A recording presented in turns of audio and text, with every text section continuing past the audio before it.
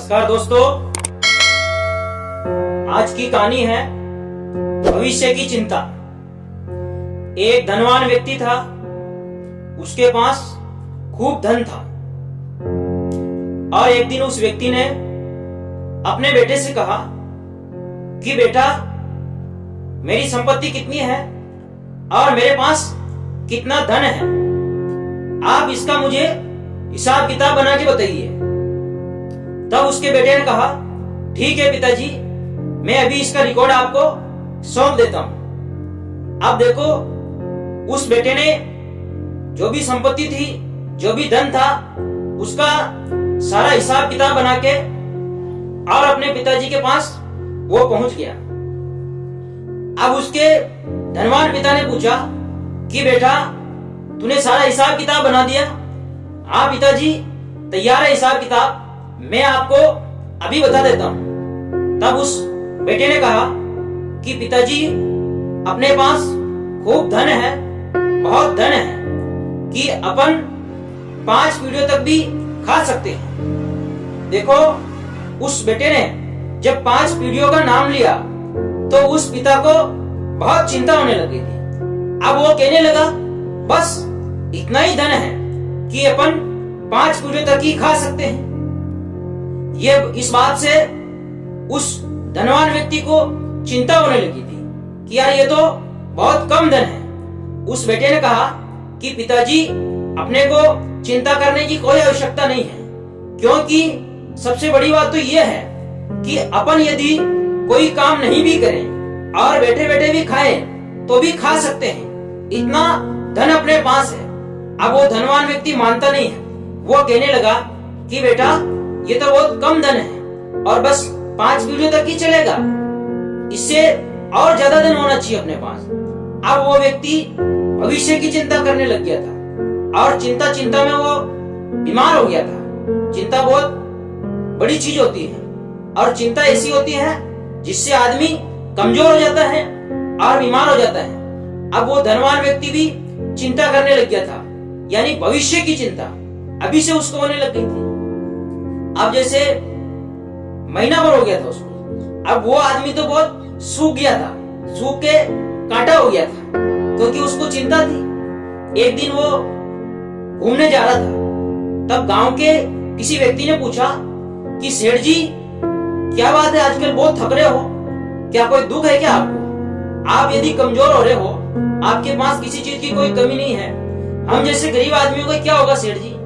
आपको कोई बीमारी है, कोई तकलीफ है तो आप मुझे बताइए, हो सकता हो मैं उसका कोई समाधान बता दूं। तब उस सेठ ने कहा कि भाई, मैंने मेरे बेटे से कहा कि अपने पास कितनी संपत्ति है, मुझे आप उसका विवरण दीजिए। तब मेरे बेटे ने मुझसे कहा कि पिताजी, अपने पास 5 पीढ़ियों तक की संपत्ति है, 5 पीढ़ियां खा सकती है। तो मेरे को बहुत चिंता होने लगी थी और मैं टेंशन में आ गया और मैं कमजोर होता जा रहा हूँ, मैं बीमार हो गया। मैं नहीं समझ पा रहा हूँ कि मेरे पास इतना धन होते हुए मैं बीमार हो गया। मुझे बहुत चिंता है भविष्य की, मेरी 5 पीढ़ियों के बाद में जो पीढ़ियां आएगी वो क्या खाएगी। तब उस व्यक्ति ने कहा, जो गांव का व्यक्ति था, सेठ जी से कहा कि सेठ साहब, मेरे पास एक उपाय है, आप ऐसा करिए, पास में एक गांव है, वहां एक महाराज जी रहते हैं, आप उनसे जाके मिलिए और अपनी समस्या बताइए उनको, वो आपकी समस्या का समाधान निकाल देंगे। अब देखो, वो जो गांव का जो सेठ था, धनवान व्यक्ति था, वो पहुंच गया पास के गांव, जहां एक महाराज रहा करते थे, और गुरु महाराज के चरण स्पर्श करके उसने कहा कि गुरु महाराज प्रणाम। तब गुरुजी ने कहा, आओ सेठ साहब, आज कैसे आना हुआ और आप इतने कमजोर हो रहे हो, बीमार हो आप, क्या बात है? आपके पास तो किसी चीज की कोई कमी नहीं है, आपको क्या बीमारी लग गई है क्या? तब उस सेठ ने कहा कि महाराज, मुझे कोई बीमारी नहीं है, मुझे कोई तकलीफ नहीं है।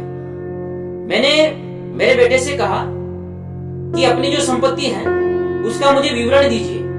तब उसने उसका सारा हिसाब किताब बना के मेरे को बताया और कहा कि 5 पीढ़ियों तक अपन खा सकते हैं और मेरे को इस बात को लेकर बहुत चिंता सताने लगी और भविष्य की चिंता हो गई।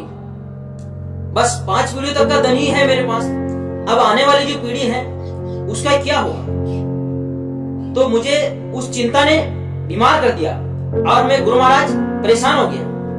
तब गुरुदेव ने कहा, देखो सेठ साहब, बात ऐसी है, आप मेरी बात को ध्यानपूर्वक सुनिए। आपके पास 5 का धन है, 5 पीढ़ियां बहुत होती है और आप अभी से उसकी चिंता कर रहे हो, जो कि ये सही नहीं है। आपको सेठ साहब भविष्य की चिंता नहीं करनी चाहिए, आज की चिंता करनी चाहिए, अभी की चिंता करनी चाहिए। अभी आपको क्या करना है, क्योंकि आपके पास अथाह धन है, खूब धन है, इसलिए आपको चिंता करने की कोई आवश्यकता नहीं है। आप भगवान का नाम लीजिए, राम नाम लीजिए, आपके पास धन की वजह से कोई कमी नहीं है। आप काम करो या नहीं भी करो तो भी आपके पास किसी चीज की कोई कमी नहीं होने वाली है। आने वाले समय में ये जो धन है आपका अपने आप बढ़ेगा। आप कृपया करके भविष्य की चिंता न करें। और उस दिन से उस सेठ ने भविष्य की चिंता छोड़ दी और वो सेठ एकदम स्वस्थ हो गया और सही हो गया था बिना किसी दवाई गोली के। तो दोस्तों, आप लोग भी भविष्य की चिंता न करें। ये कहानी आपको कैसी लगी, ये कहानी आपको अच्छी लगी तो आप वीडियो को लाइक करें, शेयर करें, कमेंट्स करें और मेरे चैनल धनुष बसेटिया को सब्सक्राइब करें। धन्यवाद दोस्तों।